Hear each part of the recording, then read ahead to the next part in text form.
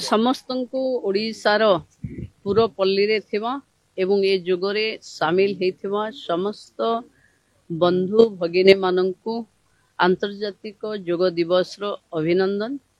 आज ऐतिह्य स्थान यूनेस्को मान्यता प्राप्त कोणार्क रे आमे योग रे सामिल हेचे। केंद्र मंत्री जुएल ओराम अछंती, राष्ट्रीय प्रवक्ता आम सांसद पुरी रो संबित पात्र महोदय अछंती, जगतसिंहपुर सांसद विभू भाई अछंती, सत्यवादी विधायक ओम प्रकाश बाबू अछंती एवं एएसआई रो अधिकारी माने भी अछंती। आमे समस्ते one nation one health one योग ए थीम रे एथर थिला। प्रधानमंत्री जो वक्तव्य थिला आम समस्तंक पई मीरु वी मोठू आमे जाए ये वार्ता को आमे समस्त को पहुंचेबा।